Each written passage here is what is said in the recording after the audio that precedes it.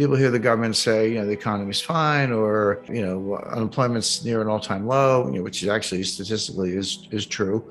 And they kind of nod and go, yeah, it's all good. And then reality is the stuff that hits you in the head like a 2x4. The propaganda is positive. We can talk about that in a little more detail. The reality is harsh, and reality wins. And there's a very good book on this by Robert Shiller, Nobel Prize winning economist at Yale University. I'm not a huge fan of your garden variety PhD economists, but there are some good ones out there, and he's one of them.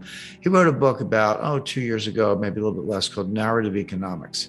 He said, yeah, we got all the models and Phillips curve and wealth effect and various quantity theory of money, and some have a place, some are more valuable than others, but don't underestimate the power of a narrative. A narrative is a story. It's basically it's a fancy name for a story, but a story that persists, that grows. And interestingly, in epidemiology, of course, we've just come through a pandemic. There's a model called the SEIR model that stands for susceptible. Are you susceptible to a virus? E for exposed. Are you exposed to it? I, are you infected? Did you get it? And R, did you recover? The difference between I and R are people who died. But it's a model, and it's mathematically based, and it's empirically validated of how viruses spread exponentially. And you can also use it to forecast how a virus is going to go. Well, what Shiller did, he took that model, moved it over to economics, and took a narrative kind of like a virus, not in a negative sense, but just as something that spreads. And it can be very powerful, and then eventually may die out or reverse, but it can be powerful in the meantime. That much I knew, but what I learned from the book that I hadn't really thought about is that narratives don't have to be true. They can be true, and they can be very powerful, but a narrative can be false and still be powerful. If it's the self-fulfilling prophecy, if enough people believe it, it sort of becomes the reality to some extent, even if it's based on false premises. He gives an example during the Great Depression. The Great Depression really was two technical recessions, but there was a period from 1929 to 1933, election of Franklin Delano Roosevelt. And then there was another period from 1933 to 1937. The 37 and 1940 part we leave aside for this purpose. But during the first part of the Great Depression, unemployment was high, output was dropping, trade was dropping. It was a very, very bad time, no doubt about it. But not everybody was out of work. Not everybody was poor. There were a lot of people with a lot of money at the time, but it was felt that being ostentatious was poor form. It's like, okay, I'm lucky I have a job, I've got some money, but I'm not going to buy a new car, buy a big house, or flash it around or whatever, because it's really not considerate of all the people who actually have fallen on hard times. Well, that was the narrative, but it's the worst possible economic advice, because it's precisely the fact that people with the money should keep spending that kind of can boost the economy out of a depression. So by people saying, well, even though I have the money, I'm not going to spend it because it's poor form, we're actually prolonging the Great Depression. Now, when FDR came along, was elected in 1933, became president in 1934, the psychology turned 180 degrees, and all of a sudden, the Democratic campaign song was "Happy Days Are Here Again," and FDR seemed to solve the banking crisis and so forth. And all of a sudden, it became okay to spend money. Well, in the middle of the Great Depression, 1934 to 1936, those were some of the strongest years ever for the stock market. And unemployment did come down a lot. Now, the problem is it came down from like 25% to 15%. Well, 15% is still, painfully high, but it was a big move in the right direction. So he describes how the narrative flipped from don't spend money, it's poor form, to, yeah, go spend money and help the economy. None of that is taught in business school. It's not taught in economics. It can be modeled using this epidemiology model, but it doesn't fit into any of the standard macroeconomic models, but it's powerful stuff. And so today what's going on is that the White House is trying to push a narrative, and they're failing badly.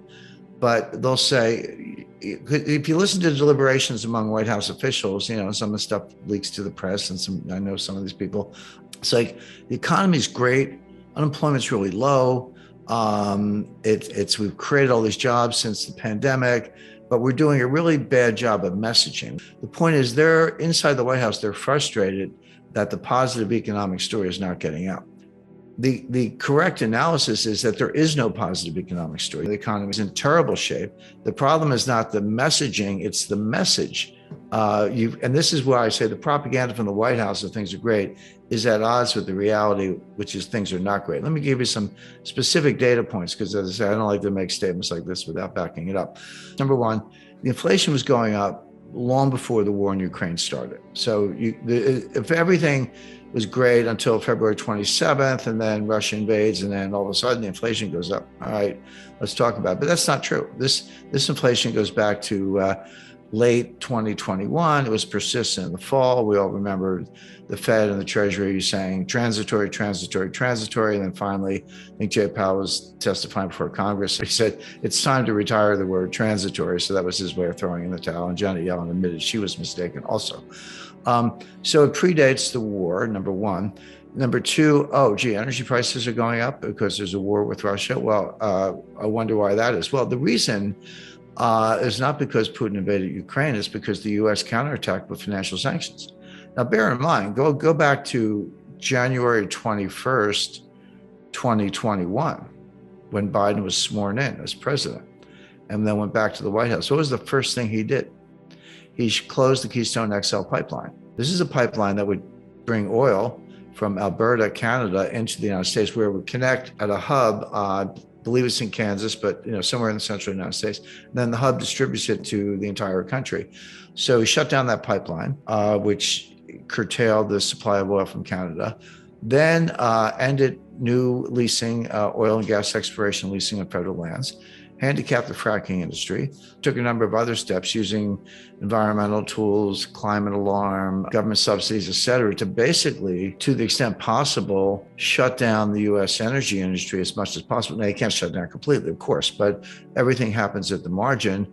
And then we end up with oil prices doubling or tripling, really, from $40 to $120 in under a year, which is comparable to what happened in 1973 with the Arab oil embargo. And then Biden wakes up and says, guess we need more oil. And he wants to reopen leasing. I said they shut it down. They did, but he wants to reopen it. He's begging Saudi Arabia to pump more. Saudi Arabia is kind of not returning his phone calls. He's begging Venezuela to pump more. Oh, great. The greatest pariah dictator in the Western Hemisphere, and we're begging him for oil. So why don't we drill our own oil? Because we were a net exporter up until 2021, and then Biden came in and we lost that edge and became a net importer, including recently buying oil from Russia. They curtailed that for political reasons, but that's kind of where we got to. So you wonder why the price of energy is going up. In other words, this damage was self-inflicted, but don't be misled by the headlines, because they're, again, this narrative, but they're not actually doing it. So the point being, the price increase and the inflation in the US has very little to do with Putin, and everything to do with the U.S. handicapping its own energy industry, begging dictators for oil, and the influence of the climate alarmists. And by the way, that whole crowd want higher gas prices. They want gas to be $7, $8, $9 a gallon, because they expect that will accelerate the transfer to electric vehicles and make the electric vehicle more attractive relative to the internal combustion engine. Now, that's another fantasy. It won't happen. We don't have time to go through all the physics of it. Output of energy by weight, gasoline compared to batteries, and the pollution of batteries, and the fact that we don't have the charging stations. And even if we did, where's that electricity coming from? Oh, coal. It will never happen. But meanwhile, they're destroying the U.S. economy in pursuit of an ideological point that will never actually happen. Another example of propaganda versus reality. Narratives are powerful, but reality is more powerful.